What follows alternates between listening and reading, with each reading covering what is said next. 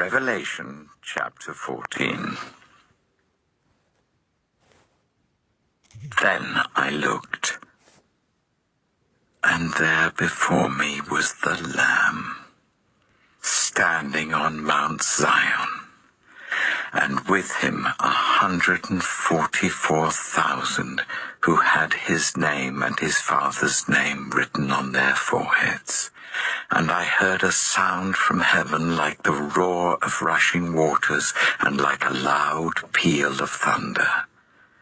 The sound I heard was like that of harpists playing their harps. And they sang a new song before the throne and before the 4 living creatures and the elders. No one could learn the song except the 144,000 who had been redeemed from the earth. These are those who did not defile themselves with women, for they remained virgins. They follow the Lamb wherever he goes. They were purchased from among mankind and offered as first fruits to God and the Lamb. No lie was found in their mouths. They are blameless.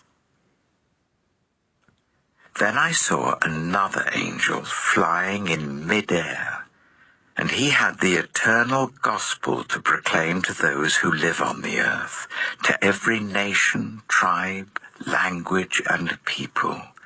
He said in a loud voice, "Fear God and give him glory, because the hour of his judgment has come. Worship him who made the heavens, the earth, the sea, and the springs of water." A second angel followed and said, "Fallen, fallen is Babylon the Great, which made all the nations drink the maddening wine of her adulteries." A third angel followed them and said in a loud voice, "If anyone worships the beast and its image, and receives its mark on their forehead or on their hand, they too will drink the wine of God's fury, which has been poured full strength into the cup of his wrath.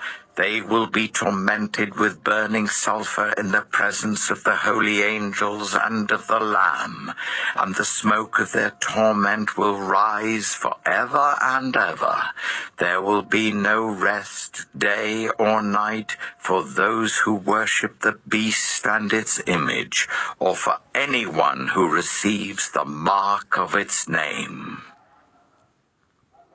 This calls for patient endurance on the part of the people of God, who keep his commands and remain faithful to Jesus. Then I heard a voice from heaven say, "Write this: Blessed are the dead who die in the Lord from now on."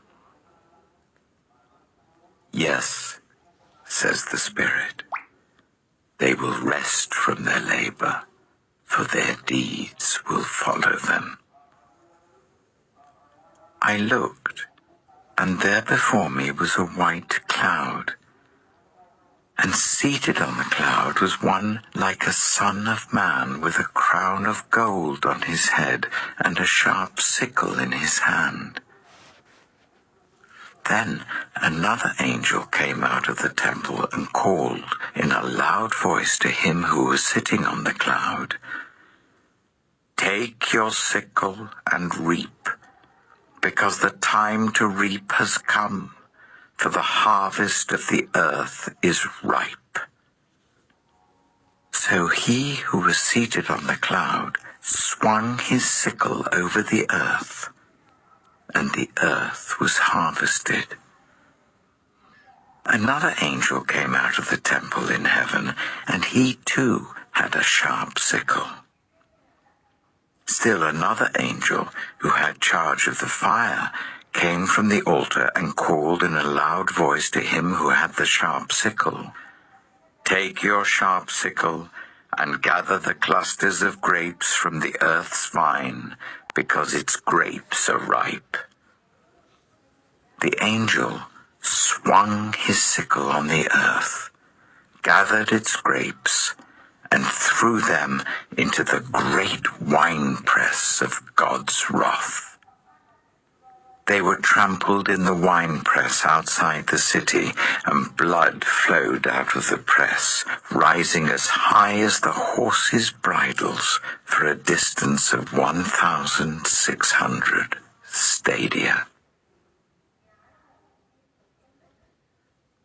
Revelation chapter 15.